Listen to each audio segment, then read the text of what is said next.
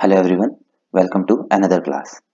अब इस क्लास में हम सर्कुलेटरी सिस्टम पढ़ेंगे। इससे पहले हमने रेस्पिरेटरी सिस्टम पढ़ा था। तो आपको पता चला था कि ऑक्सीजन जब कहीं ट्रैवल करेगा, टिश्यूज तक जाएगा, तो वो ब्लड के थ्रू होके जाएगा। अब उसी में हम सर्कुलेटरी सिस्टम पढ़ेंगे अब आगे।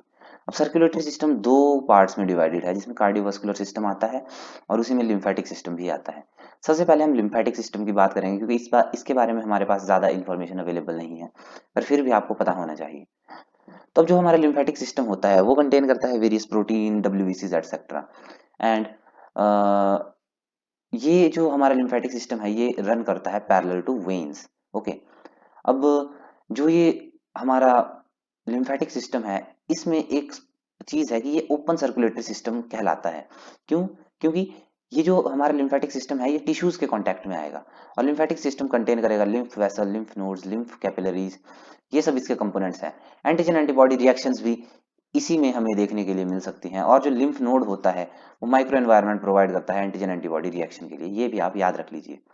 उसके बाद हम डायरेक्टली चलेंगे सर्कुलेटरी सिस्टम, मेन सर्कुलेटरी मतलब कार्डियोवास्कुलर सिस्टम। तो हम ब्लड और हार्ट की बात करेंगे, जिसमें ब्लड हार्ट मेन है और ब्लड वेसल्स भी इसी में इंक्लूड होते हैं। थोड़ी सी हम बात करेंगे ब्लड की। ब्लड दो हिस्सों में फॉर्म्ड है, प्लाज्मा और फॉर्म्ड एलिमेंट्स।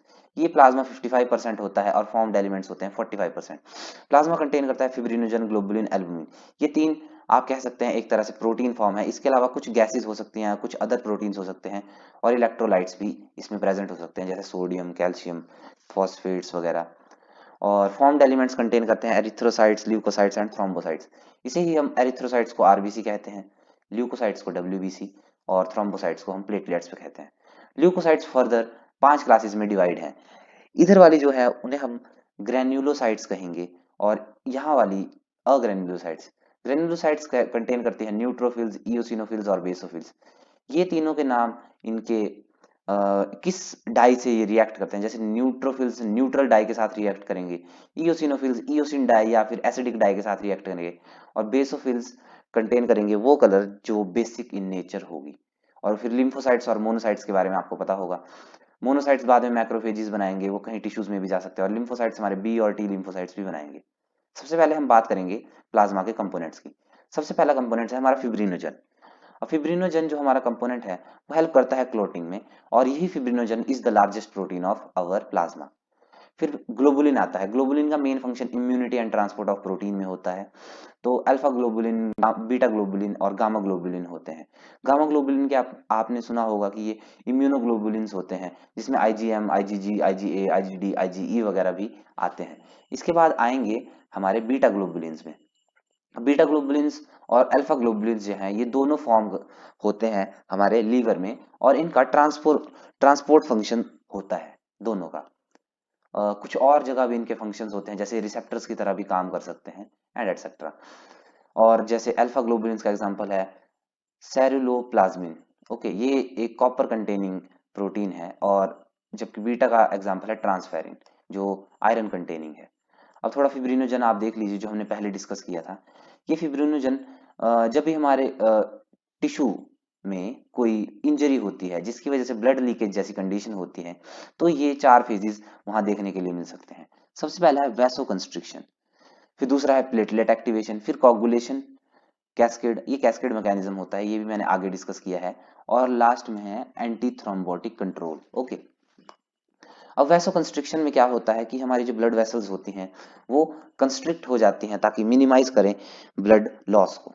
फिर प्लेटलेट एक्टिवेशन होता है, और उसी प्लेटलेट एक्टिवेशन के साथ साथ कोगुलेशन कैस्केड भी चलना शुरू हो जाता है। अब प्लेटलेट्स प्लग फॉर्म करती हैं।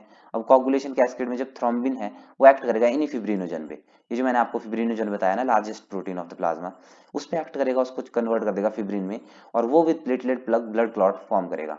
और जो ब्लड क्लॉट होगा वो हमारे मतलब ब्लड को स्टॉप करेगा। ये है हीमोस्टेसिस।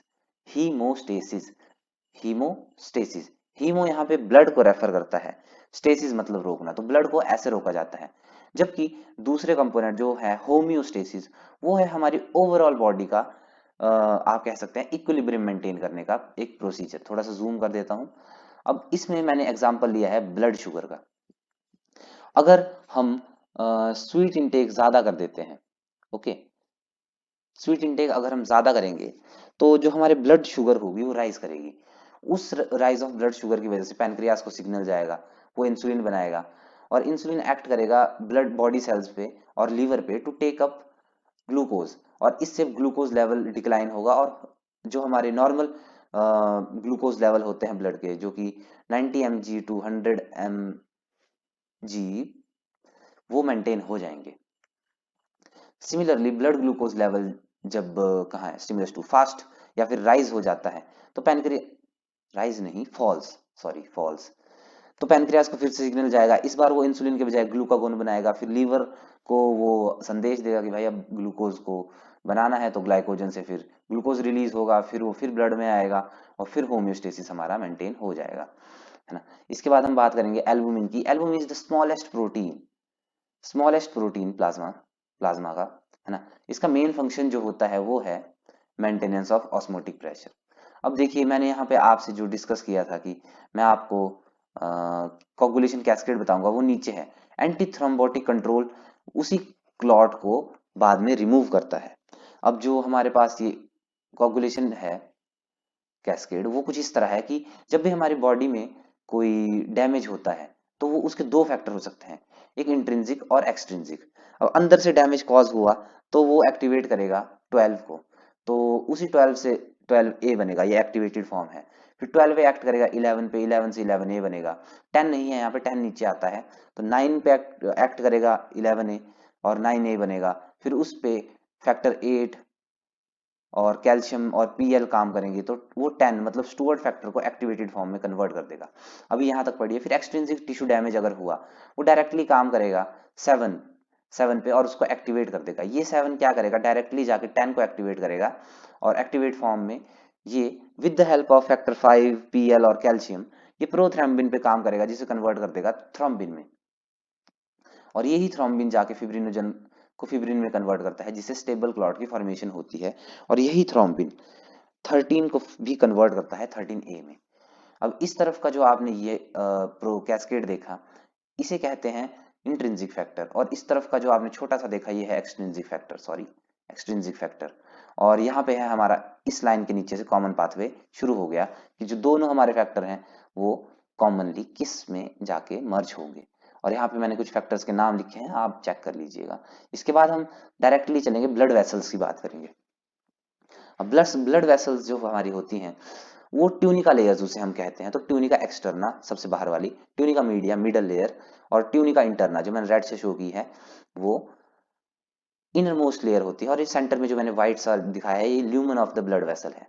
और ये जो ये पर्टिकुलर डायग्राम है ये आर्टरीज की तरह है और ये वेन्स की तरह है। दोनों में ज्यादा डिफरेंस नहीं है, डिफरेंस बस इतना है कि जो ट्यूनिका इंटरना की लेयर है वो आर्टरीज में थिक है और ल्यूमन इसकी वजह से छोटा हो जाता है, जबकि यहाँ पे ल्यूमन बड़ा है।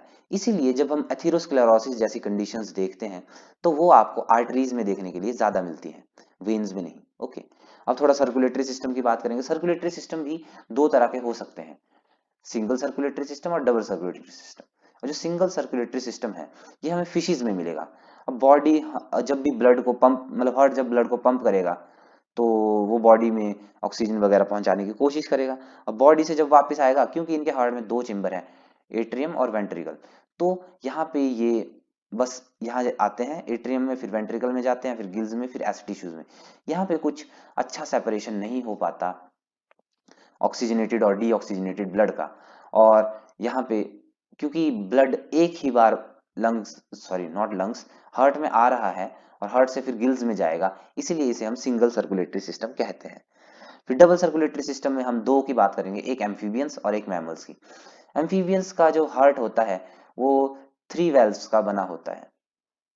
ओके, ये मछलियों का था, फिशिस का। ओके, और ये है एम्फीबियंस का, मतलब फ्रॉग्स वगैरह। तो इसमें राइट एट्रियम, लेफ्ट एट्रियम होगा शायद, और एक वेंट्रिकल प्रेजेंट होगा। इसमें जब ब्लड आएगा तो यहाँ से फिर वेंट्रिकल में जाएगा, फिर ऊपर जाएगा लंग्स के पास, फिर वापस नीचे आएगा लेफ्ट वेंट्रिकल, फिर proper, not left ventricle, left atrium, फिर वेंट्रिकल में जाएगा, फिर बॉडी में जाएगा। ये डबल एफिशिएंट है, पर यहाँ पे जब वेंट्रिकल में ब्लड मिक्स होने के चांसेस हैं, क्योंकि राइट एट्रियम से और लेफ्ट एट्रियम से नीचे वेंट्रिकल में ब्लड मिक्स हो सकता है, पर कंपेयर टू फिशेज ये फिर भी मोर एफिशिएंट है। अब फिर हम बात करेंगे जो हमारा नॉर्मल ब्लड है, इसमें बॉडी जब ब्लड हमारे हार्ट में डालेगी, सुपीरियर और इंफीरियर वेना कावा से क्या करेगी, राइट एट्रियम में डालेगी, वहां से ट्राइकस्पिड वाल्व के थ्रू होते हुए राइट वेंट्रिकल में जाएगा, फिर लंग्स में जाएगा, फिर लेफ्ट एट्रियम में आएगा, फिर लेफ्ट वेंट्रिकल में जाएगा और ऐसे बॉडी में जाएगा। तो यहाँ भी आपने देखा कि 2 बार जो ब्लड है यहाँ और एम्फीबियंस के केस में भी एंटर हो रहा है हार्ट में, इसीलिए इसे डबल सर्कुलेशन कहते हैं। एम्फीबियंस में एक बात आप याद रख लीजिए कि क्रोकोडाइल्स जो हमारे होते हैं वो 4 चैम्बर्ड होते हैं, मतलब उनका हार्ट ऐसा नहीं होता, हमारे मैमल्स की तरह होता है। अब सिस्टोल डायस्टोल की बात करेंगे जी, हार्ट के कंप्रेशन को हम सिस्टोल बोलेंगे। इसमें हार्ट की मसल्स हैं वो कॉन्ट्रैक्ट करती हैं और ब्लड को दूसरे कंपार्टमेंट में पुश करती हैं। और डायस्टोल जो होता है उसमें हार्ट मसल्स रिलैक्स करती हैं और जो ब्लड है वो field into the that chamber. Okay, फिर ये स्ट्रोक वॉल्यूम की बात आती है कि amount of blood pumped out of left ventricle during each cardiac contraction. हाँ, अमाउंट ऑफ नहीं लिखा, वो आप जरा नोट कर लीजिए अगर आप नोट कर रहे हैं तो 70 ml पर स्ट्रोक करता है। उसके हिसाब से अगर हम कैलकुलेट करें कि हार्ट एक बार में 72 टाइम्स बीट करे तो इसको मल्टीप्लाई करके अप्रोक्सीमेटली 5 लीटर पर मिनट के हिसाब से स्ट्रोक वॉल्यूम हमारे पास आ रही है। अब थोड़ा ब्लड काउंट के बारे में बात कर सकते हैं, सीवीटी पीजी कुछ भी आ सकता है। आरबीसी डब्ल्यूबीसी प्लेटलेट्स का कुछ ऐसा है कि आरबीसी 4.5 टू 5.5 मिलियन पर माइक्रोलीटर की क्वांटिटी में प्रेजेंट हो सकते हैं, जबकि डब्ल्यूबीसी जिसे हम टोटल ल्यूकोसिटिक काउंट कहते हैं, contains all the leukocytes which we can observe under microscope, तो वो काउंट होना चाहिए 6000 टू 8000 पर क्यूबिक एमएम। और प्लेटलेट्स आपको सबसे कम दिखाई देंगे, एक्चुअली कम नहीं है, कंपेयर टू डब्ल्यूबीसी तो ज्यादा ही है। ये मैंने नंबर गलत तो नहीं लिख लिया, आप इससे एक बार चेक कर लीजिए, कहीं 60,000 टू 80,000 भी हो सकता है। और 1.5 टू 3.5 लाख पर क्यूबिक एमएम हमारे प्लेटलेट्स हैं। अब कुछ डिसऑर्डर्स की बात करेंगे, मैंने आपको कहा था कि मैं डिसऑर्डर्स भी आपके साथ डिस्कस किया करूंगा, तो ये रहे डिसऑर्डर्स। सबसे पहला है एनीमिया, जिसमें मैक्रोसिटिक एनीमिया होता है, माइक्रोसिटिक, नॉर्मोसिटिक और परनीशियस एनीमिया होता है। अब जो मैक्रोसिटिक एनीमिया होता है उसमें जो हमारा आरबीसी होता है वो कंपैरेटिवली लार्ज हो जाता है, तो फोलिक एसिड और विटामिन बी 12 की डेफिशिएंसी जब साथ में होती है तो हमारे आरबीसी स्वेल्ड फॉर्म में मिलते हैं। फिर है ये एक्चुअली मेगालोब्लास्टिक में भी कुछ ऐसे ही सिम्टम आपको देखने में मिलेंगे। और फिर है माइक्रोसिटिक एनीमिया जिसमें आयरन डेफिशिएंसी होती है। अब इस जो मैक्रोसिटिक एनीमिया हमारा होता है उसमें ऑक्सीजन कैरिंग कैपेसिटी कम नहीं होती, और माइक्रोसिटिक एनीमिया में कम होती है क्योंकि आयरन जो हमारे हीमोग्लोबिन का मेन फैक्टर है वही बॉडी में कम हो जाता है। और ये है नॉर्मोसिटिक एनीमिया। नॉर्मोसिटिक एनीमिया में हमारे ब्लड साइज, ब्लड कलर सब नॉर्मल रहता है, पर जो हमारा ब्लड लॉस हो जाता है जिसकी वजह से मतलब खून जैसे एक्सीडेंट्स वगैरह या किसी और वजह से ब्लड लॉस हो गया, उसमें नॉर्मोसिटिक एनीमिया हो सकता है। तो ब्लड क्योंकि ब्लड की ही कमी है तो ऑक्सीजन टिश्यूज तक नहीं पहुंचेगा। फिर आता है परनीशियस एनीमिया जो कि है विटामिन बी 12 डेफिशिएंसी। और इसमें क्या होता है, इंट्रिंसिक फैक्टर जो हमारे पेरिएंटल सेल्स बनाते हैं एचसीएल के साथ साथ वो नहीं बन पाता। अब इंट्रिंसिक फैक्टर नहीं है तो फिर वो पता है आपको कि विटामिन बी 12 नहीं अपटेक कर पाएगा, इसीलिए परनीशियस एनीमिया होता है। ये एक ऑटो इम्यून डिजीज की तरह भी एक्ट कर सकता है। फिर आती है बारी हाइपरटेंशन की, तो 140/90 mmHg जो काउंट होता है बीपी अपरेटस स्फिग्मोमैनोमीटर पे हम जो काउंट करते हैं, ये अगर ये इतना है 140/90 या इससे ऊपर है तो आप कह सकते हैं कि आपका बीपी हाई है। ये अफेक्ट कर सकता है ब्रेन और किडनीज को भी। ऑफ कोर्स ब्लड का पंप अगर बहुत ज्यादा होगा तो अफेक्ट तो करेगा ही। सॉरी। कोरोनरी आर्टरी डिजीज में हम एथेरोस्क्लेरोसिस को पढ़ते हैं। मैंने आपको बताया था कि जो हमारी आर्टरीज होती हैं उसमें अगर calcium, fat, cholesterol, fibrous tissue की डिपोजिशन हो जाए उसे ही हम कोरोनरी आर्टरी डिजीज कहते हैं। फिर है एंजीना। ओ, इसमें आप याद रखिए क्योंकि ल्यूमन का साइज ऑलरेडी कम था और ये फैट्स, कोलेस्ट्रॉल वगैरह वहां पे लंबे लंबे धागे धागे धागे धागे बना देंगे जिसकी वजह से ब्लड अटकेगा और वही कोरोनरी आर्टरी डिजीज होता है। आर्टरीज में आ रहा है इसीलिए आप समझ जाइए। अब है एंजीना जो है एक्यूट चेस्ट पेन। ये इसलिए होती है क्योंकि जो हमारे हार्ट मसल्स होती हैं उन्हीं को ऑक्सीजन नहीं मिल रहा होता है, इसीलिए हमारे चेस्ट में कभी कभी पेन हम फील कर सकते हैं इन द कंडीशन ऑफ एंजीना। फिर इसके बाद आता है हार्ट फेलियर। अब हार्ट फेलियर में क्या होता है कि नो पंपिंग और इनएफिशिएंट पंपिंग होती है जिसकी वजह से प्रॉपर ऑक्सीजन नहीं मिलता और इसे हम कंजेशन या कंजेशन ऑफ द लंग्स भी कहते हैं। थैंक यू वेरी मच, आज की क्लास हम यही खत्म करते हैं।